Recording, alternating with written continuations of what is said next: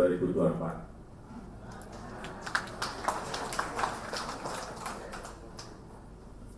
Saya ulang, tapi ini penting. 2024, 2029, 2034 itu sangat menentukan negara kita bisa melompat menjadi negara maju atau kita terjebak dalam middle income trap, terjebak pada jebakan negara berkembang. Saya berikan contoh di Amerika Latin, banyak negara tahun 50, tahun 60, tahun 70 sudah menjadi negara berkembang. Tapi sampai saat ini mereka juga masih tetap menjadi negara berkembang. Tidak bisa keluar dari jebakan itu. Kita tidak mau itu. Dan kesempatan itu hanya ada di 3 periode kepemimpinan nasional kita.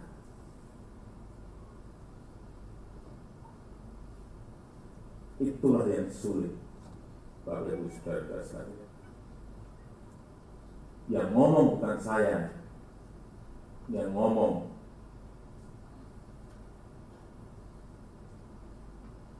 pakar-pakar baik dari IMF, dari World Bank, dari OECD, dari McKinsey. Bappenas kita coba hitung ulang sama. Karena kita punya bonus demografi dan punya kesempatan hilirisasi tadi.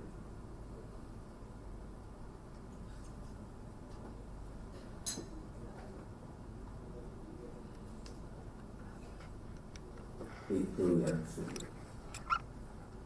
Saya tidak berpikiran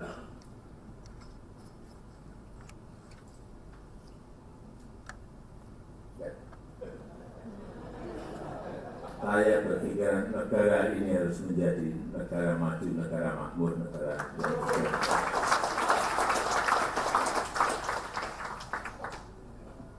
tapi memang kepemimpinan itu sangat menentukan.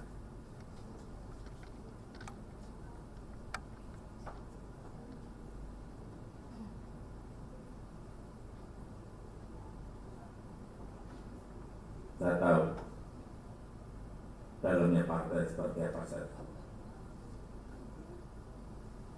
Partai-partai seperti apa saya tahu. Ingin mereka menuju kemana saya juga enggak.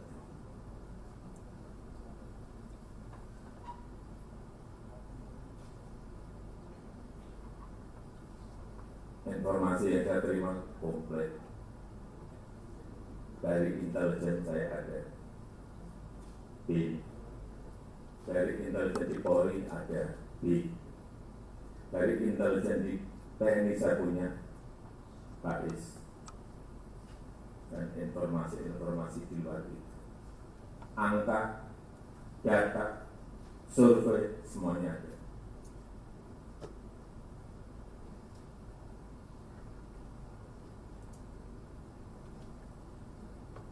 Saya pegang semua, dan itu hanya miliknya Presiden. Karena dia langsung.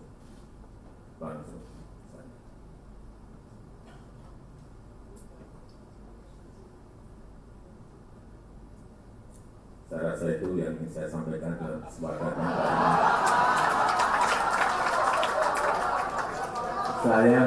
Saya melihat saudara ini nunggu.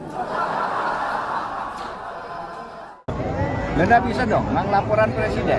Menteri aja punya, apalagi presiden. Presiden lebih lengkap lagi. Kalau menteri mungkin, kalau Menko bisa bulanan itu dapat. Kalau presiden tiap hari dong, pagi ini ada apa, ini ada apa. Itu biasa. Punya data parpol itu biasa. Berarti tahu semua. Berarti termasuk arah misal ketika mau pemilu parpol bakal kayak gimana? Tidak ada pemilu pun tahu.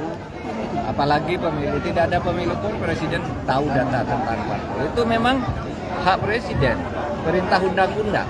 Ada undang-undang intelijen negara kan, intelijen negara tuh laporannya ke presiden dan setiap saat. bukan hanya di hari kerja dan di jam kerja, bisa tengah malam juga bisa dapat info itu. Tapi, itu ketentuan undang-undang, presiden kan harus punya hak itu.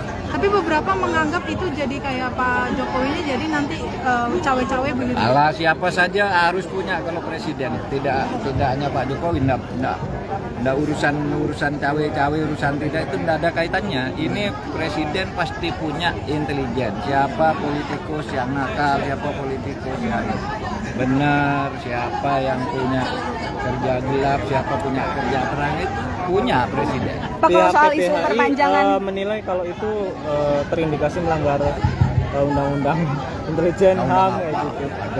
Pak, soal Presiden wajib diberi laporan setiap saat oleh intelijen. Itu ketentuan undang-undang. Apa gunanya ada intelijen kalau tidak boleh lapor ke presiden? Terkait pernyataan Pak Jokowi yang mengatakan mengantongi data-data intelijen terkait partai politik, tanggapan PDIP seperti apa? Ya tanya Pak Jokowi.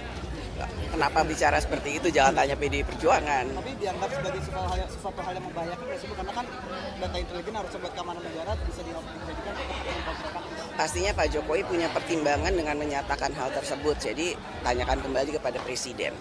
Ya, cukup. Makasih. Ya enggak, itu kan adalah hal yang lumrah ya selalu kepala negara, kepala pemerintahan untuk mendapatkan laporan intelijen baik dari BIN-kah, ataupun dari BAIS, ataupun dari intel dari kementerian lembaga lainnya. Itu hal yang biasa, jadi bukan hal yang sesuatu yang extraordinary, tapi justru itu adalah hal kewajiban untuk dia mendapatkan laporan tersebut untuk melaksanakan tugas tanggung jawabnya. Berarti terkait dengan informasi yang datang ke media ini berarti bisa dikatakan presiden mengambil semua informasi dong? Ya, memang tugasnya untuk dia sebelum membuat kebijakan dia mendapatkan laporan sana sini ya untuk memastikan bahwa kebijakannya itu adalah yang terbaik dan untuk mengakomodir semua pihak. Terkait dengan RK gimana itu calon kuat yang kemarin sudah katanya dipanggil. Ya, Pak. Ya saya itu secara rutin mendapatkan laporan mengenai hal yang berkaitan dengan politik, yang berkaitan dengan ekonomi, yang berkaitan dengan sosial, selalu mendapatkan informasi itu. Baik dari intelijen di BIN, di BAIS, mulai keamanan, di kepolisian, BIK, atau dari aliran dana dari PPATK, semuanya saya dapat. Itu makanan sehari-hari saya. Hasil survei mereka, data-data, angka-angka, semuanya. Pagi-pagi itu sarapan saya angka-angka, data-data. Apa itu? Laporan-laporan rutin seperti itu. Apa? Kenapa? Makasih Pak. Makasih Bapak.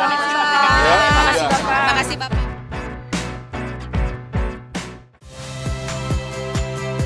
Saya Priska Clarissa. Saksikan program-program Kompas TV melalui siaran digital, pay TV, dan media streaming lainnya. Kompas TV, independen, terpercaya.